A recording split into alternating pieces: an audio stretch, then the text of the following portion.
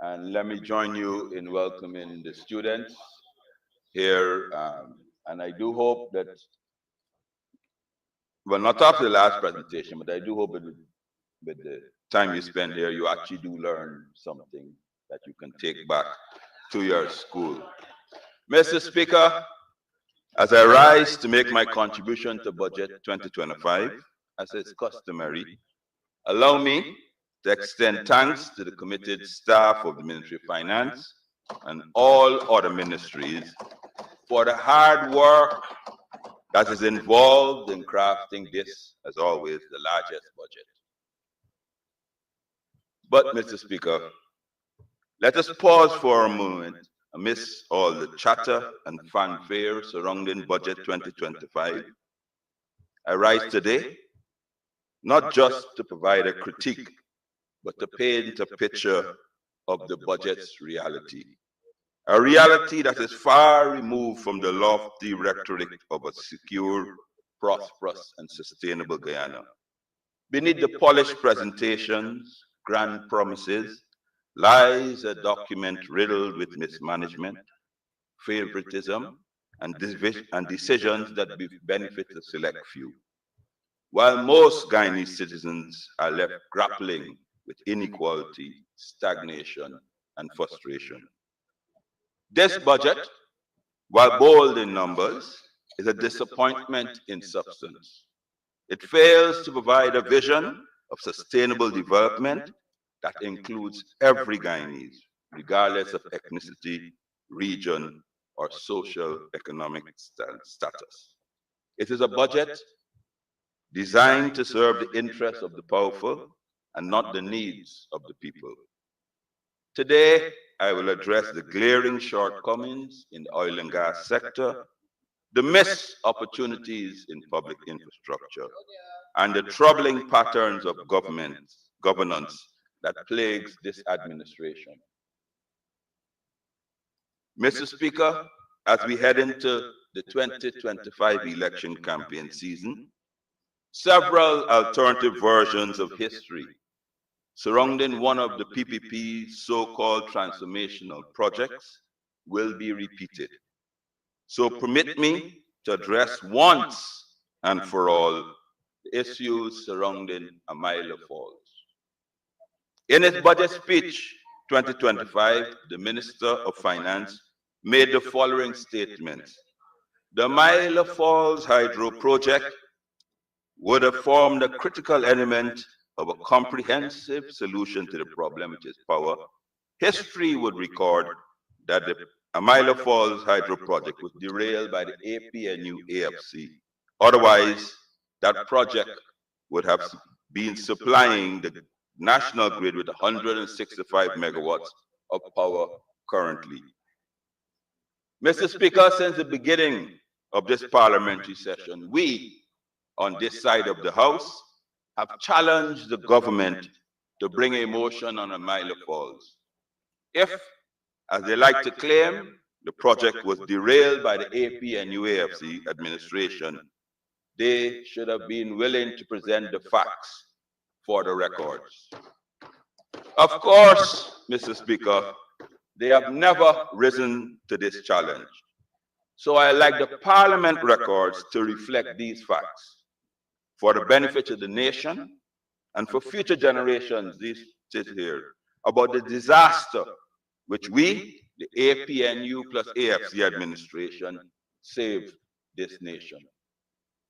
The PPP has always informed the country that IDB was supportive of this project. But as always, as I've always said, the devil has been in the details. The opposition during 2011 to 2015 in Parliament, particularly the Lines for Change component, indicated to the people of Guyana that we will reserve our approval until the IDB completed their due diligence. What the Minister of Finance has never informed this House that the due diligence was completed, nor has he ever reported the results of this due diligence process.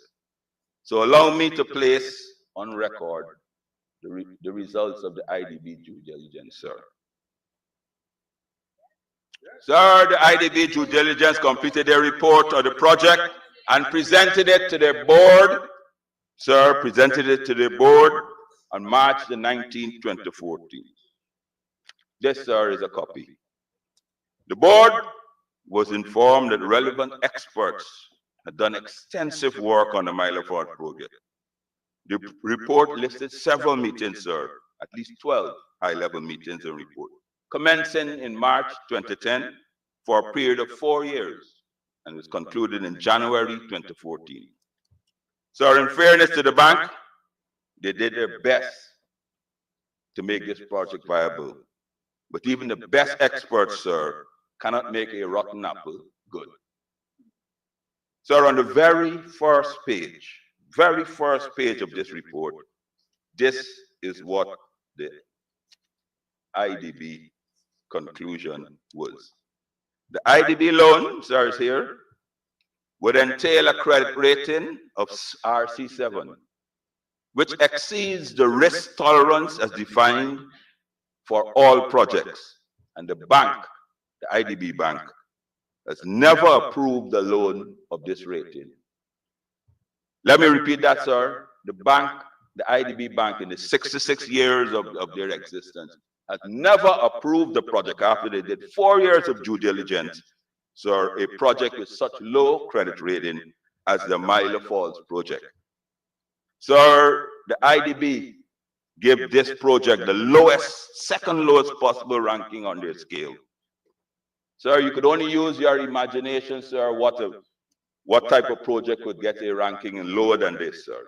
Second lowest ranking on their scale. This is the report, sir. And if you look, and I'll let the people see, sir, this is the highest, this is the lowest, and they're right up there, right there, a Milo Falls. Second lowest ever.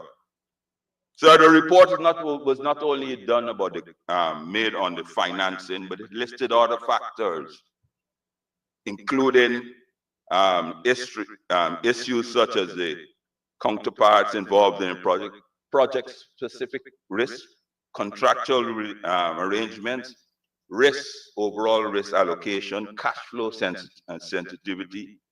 So all of these cumulated are the lowest, second lowest possible rating by the IDB. So for 10 years, the IDB were informed that this project was a non-starter. Yet, every budget, the Minister of Finance would come to this Parliament and present this project as a solution to our power needs.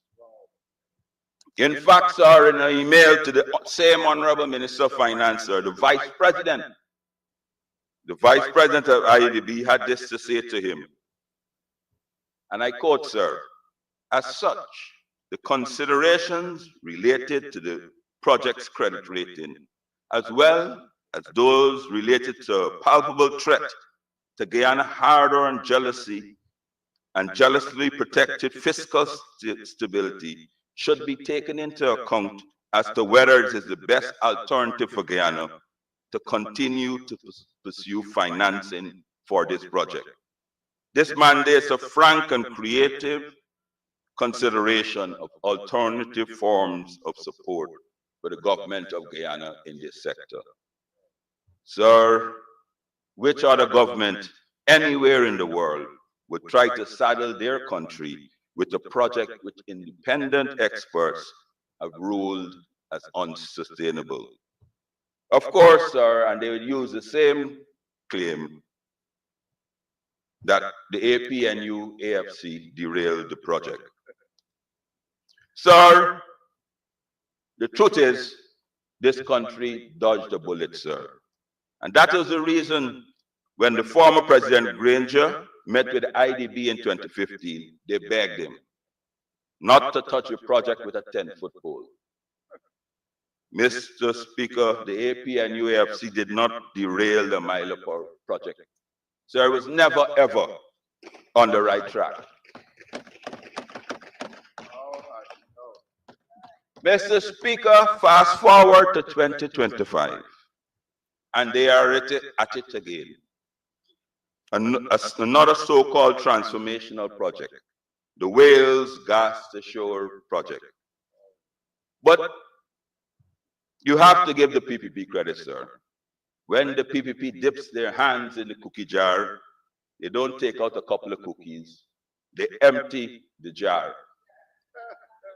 Sir, let me remind, sir, this country, and let me remind the history of the Wales Gas to Shore project, sir. And obviously, sir, and I'm quoting from a press conference, from a media briefing that was held by he who I cannot name, but it was at the State House in April of 2021, sir. And this is the presentation that he made. And these are what they presented to the public. So the offshore pipeline would have cost $570 million. The onshore pipeline would have cost $80 million. The NGL and gas plant would have cost 120. Infrastructure would have been $40 million US. So totaling $180 million. So the final studies, which never happened, would have been completed in 2022. So the cost of power from the gas was expected to be 7 US cents. And all components of the project are written here in black and white, would have been completed by 2024, October last year to be exact. And sir, here is the current status of that project. As we stand, the pipeline costs $1 billion, 55% more, sir. The plant, the power plant, sir, 117% higher. The infrastructure costs, sir, is 157% higher. Sir, and that excludes the 2 new claims, sir. The entire project has been pushed back to the end of 2025. Sir, the entire project cost, according to the government records, sir, has risen to $2.4 billion US, an increase of almost 200%. That, sir, is what they have done. Sir, when they started with this project of $810 million US, the PPP claimed that they would supply power at 7 US cents. Now, with a 200% increase in project cost, not adding on what will cost for the O&M, with the exact same amount of power, sir, that they projected in 2021, they are still claiming that they'll be able to supply power at the same 7 cents, sir, with a project that has increased by 200%. Sir, the maths isn't matching. So here's an open channel, sir, to the PPP during this debate, sir. They have several minutes. Explain to the people how this can be possible, that a project costs increasing by 200%, how will you get the same cost per kilowatt hour without heavy subsidies and bailouts? Mr. Speaker, moving on. Sir, and of course, sir, they had the Honorable Prime Minister, and we must mention him, sir. He will talk about transparency and accountability, sir. To date, 3 years after committing to this very assembly to lay over certain documents, the Honorable Prime Minister are yet to lay over these documents on the project. Came into this assembly, officer and gentleman will not be leaving with the same title. Mr. Speaker, GPL. Sir, in 2015, GPL was ailing. It was on life support. However, the AP and UAFC administration were not a complaining government, sir. We did not go around the country crying like little children, blaming the PPP for what they did with the company for the 23 years. So they had 23 years dealing with it before we took over. Instead, sir, we rolled up our sleeves. We gave GPL a bolt of energy. We had it functioning and operating in an acceptable manner. Not perfect, sir, but acceptable. The PPP returned to office and did absolutely nothing for 3 years other than fire competent people, install their friends and family. Sir, and when the bottom fell out of the boat, they commenced emergency spending. and still cannot get it right. Mr. Speaker, the PPP will try to defend, and I know my Honorable Indar will try to defend their handling of GPL. We will hear about the challenges the company is facing, including increased power demands, climate change, the Panama Canal, COVID, and of course, sir, the AP and UAFC administration, blah, blah, blah. Mr. Speaker, we agree that demand has increased. That was expected. Both GPL and AP and UFC government forecast this demand. Our forecast numbers, sir, were erringly spot on. But as per norm, GPL ignored all the previous advice. So in May, 7 years ago, 2018, the AP and UFC administration commissioned a study in association with the IDB. So, and this is the forecast of our anticipated demand for the DBIS. In 2020, 125, 2021, 133, 2022, 154, 2023, 195, 24, 210. So this year, the demand was anticipated to be 225 megawatts, sir. Sir, but here are what the actual, according to GPL, demands was. In 2020, was 120. 2021, 136. 2022, 156. 2023, 167. And 2024, 194.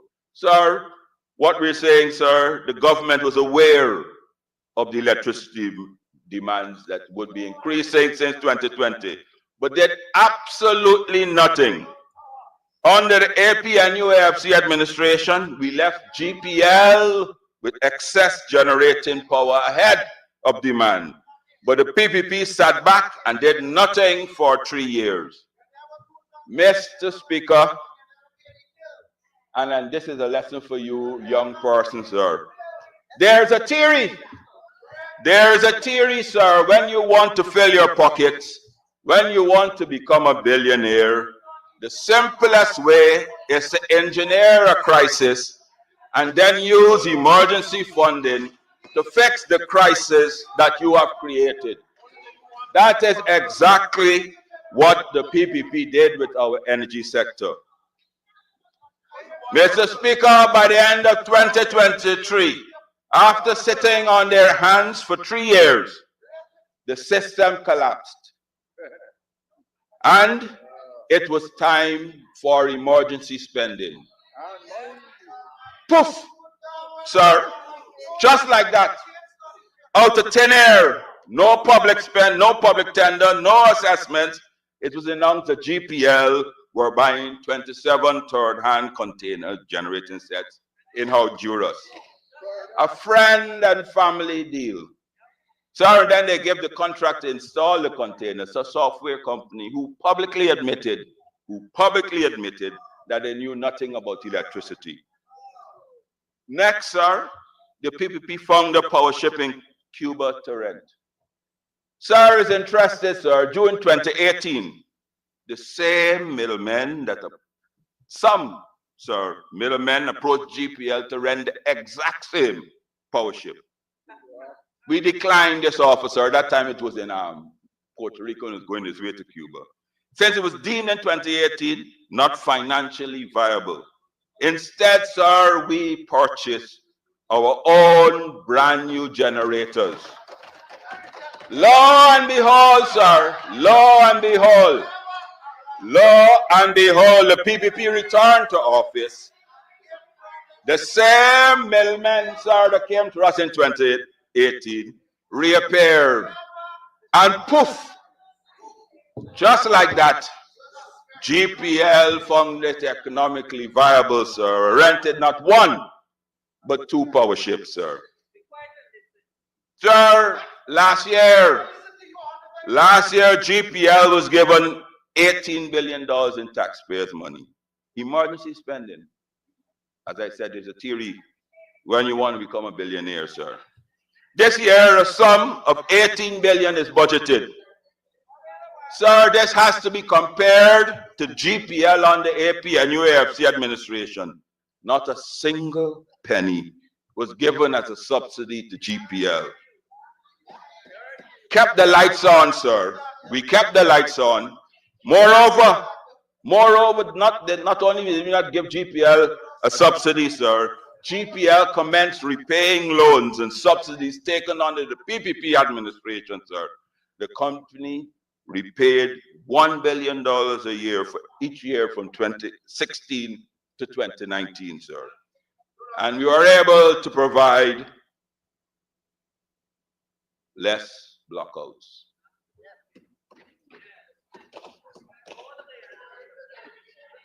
Mr. Speaker, I just want to place on record a simple fact, sir. When the government is professing to have electricity this year, sir, they have not explained what they will do with GPL's in-bill costs. Sir, and this is the cost that GPL have incurred, sir, and we obviously, sir, we have a lot of them coming.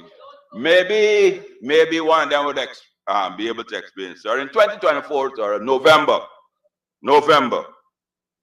GPL administrative cost was 5 cents per kilowatt hour. Sir, 1 cent per kilowatt hour was expended on transmission and distribution, sir, and 25% to 30% of electricity generated is lost. Sir, that equates to another 5 cents, sir. Sir, in total, to deliver power to the consumer, irrespective of what generating costs you have, GPL has an inbuilt US 11 cents added to the cost of generation. Sir, whatever magical cost the PPP arrives at for generation, this 11 cents, sir, has to be 11 US cents. 11 US cents, sir. And I challenge you to come, and you're speaking, to come and dispute that, sir. Sir, moving on. The public sector investment program continues to expand. Not in results, sir. Expand in size, but not results. Year after year, projects are delayed, costs overrun, and promises broken. The people of Guyana are tired of waiting. They deserve a government that delivers. Not one that hides behind excuses. Sir, the Ministry of Public Works has received hundreds of billions of dollars over the last 4 years. And yes, sir, we would readily admit that roads have been constructed. Some of questionable quality. Sir, but roads are done, sir, and we applaud you for the roads that you've done, sir. You've reduced people in neighborhoods roads from 2 lanes to single lanes, and you ask them, sir, to single lanes, sir, pedestrian parts, and you tell them to be contented with that, sir. Sir, but always, as I said, sir, the devil is in the details. Sir, let us examine what this ministry has achieved with all the mega projects announced since 2020, sir. Yes, they've done roads. Yes, you've given contractors contracts. Great job, but let us achieve with the mega progress you've done, sir. We got a different story, which clearly demonstrates that the country is not getting value for money. Sorry, I didn't even look at the 2025 promises. So I went back to 2023, 2022, and 2023. So when they launched their great mega project transformational development project portfolio. Sir, and these are the promises made since 2023, sir, that has not been delivered, sir, and they're coming for more money. Sir, the office complex, sir, mentioned before, started 2022, listed for 2 years, $7 billion spending. Sir, it's supposed to be finished in 2024, sir. It's still incomplete. The new Damrara Harbor Bridge, awarded in 2022, 2 years construction period. Still incomplete, sir. Sir,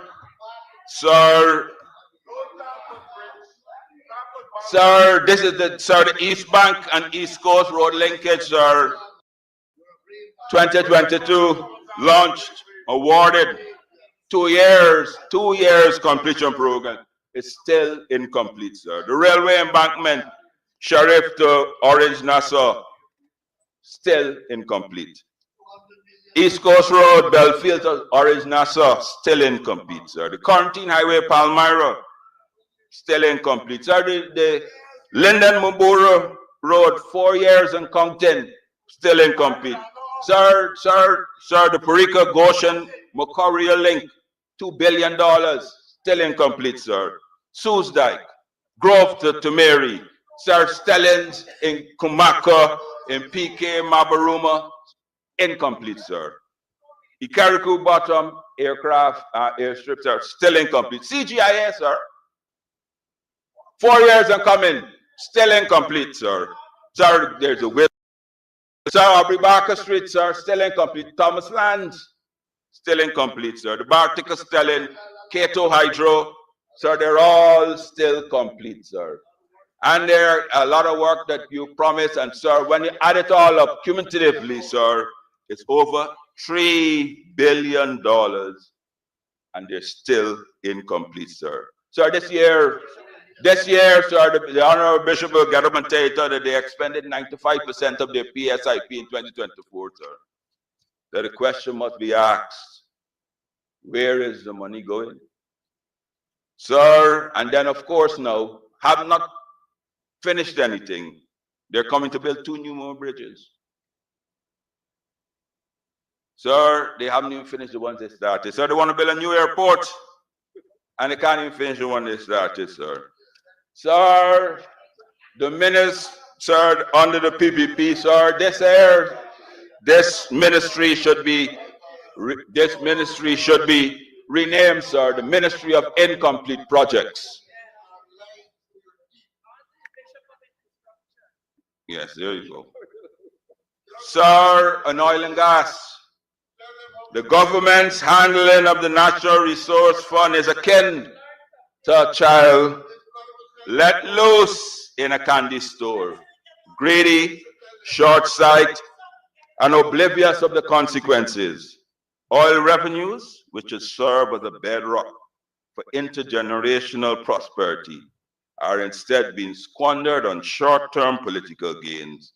There is no clear idea to mitigate the volatility of oil prices to protect our economy from the over-reliance on this single source.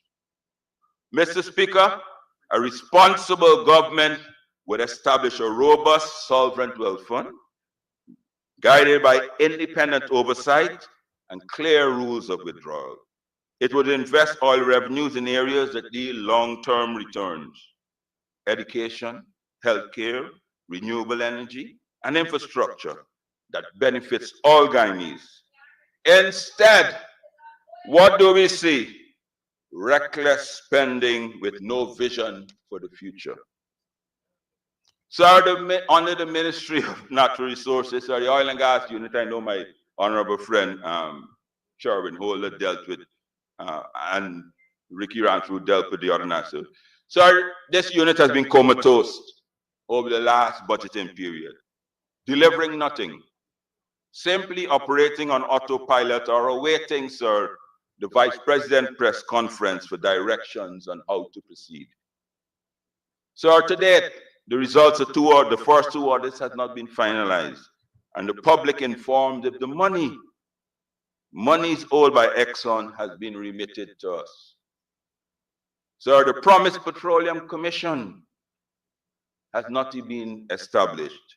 The revision, sir, of the Local Content Act to correct the loopholes, which we on this side of this house warned them against and they ignored, which we warned them, for the record, you can go back, sir, we warned them, sir, we table amendments, sir, about the rent to citizen, sir, and then to ensure you guard against that, but they ignored that, sir.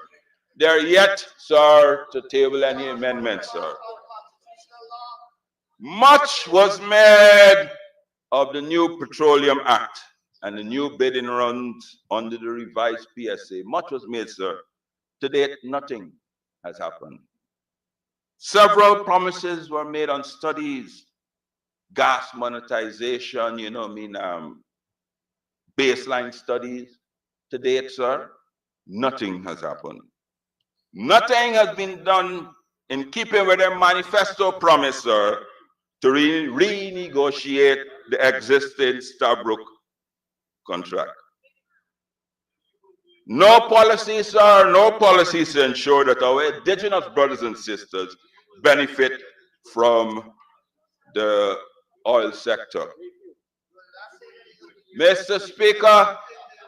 Speaker, to whom much is given, much is expected.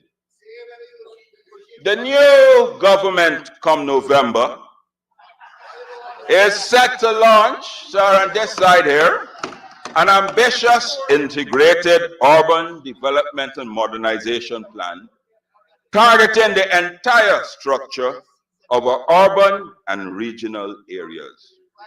The overall strategy of the plan will coordinate mega projects through a structural, inclusive approach, encompasses strategies, principles, policy directions, and initiatives, regardless of their size and scope and impact on the structural space.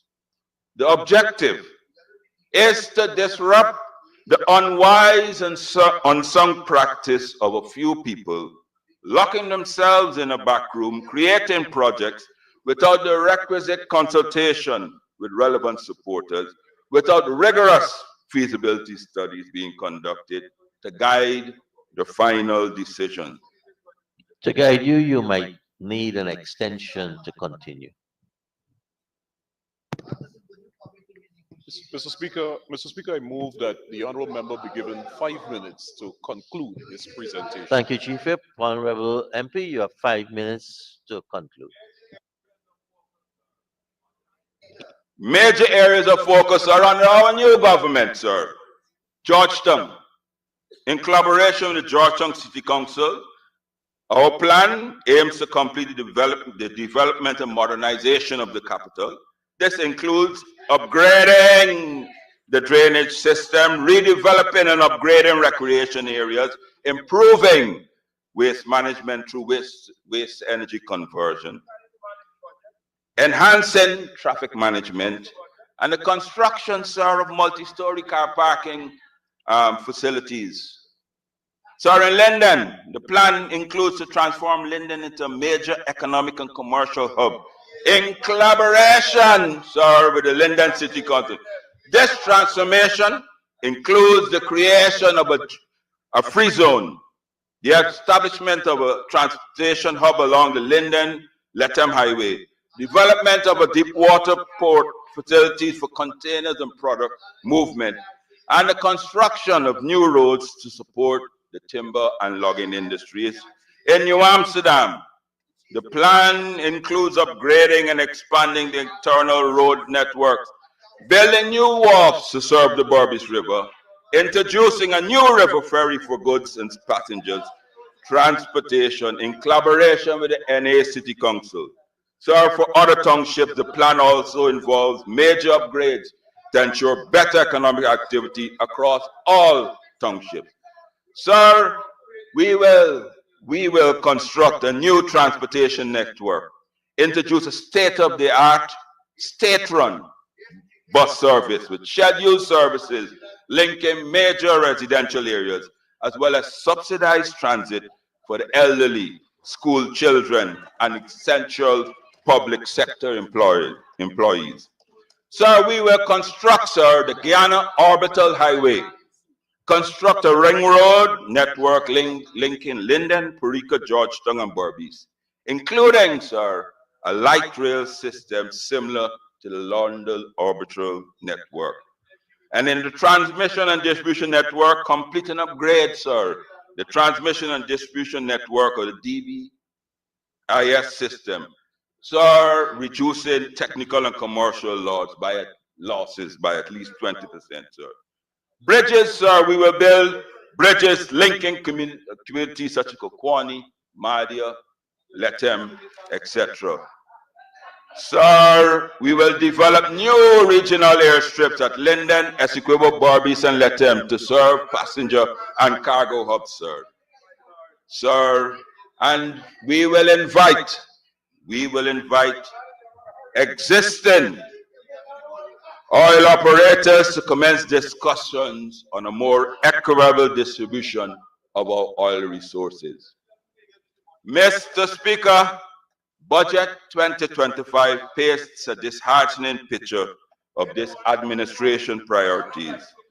It is a budget that entrenches inequity, perpetuates mismanagement, and it serves the interests of a few at the expense of the many.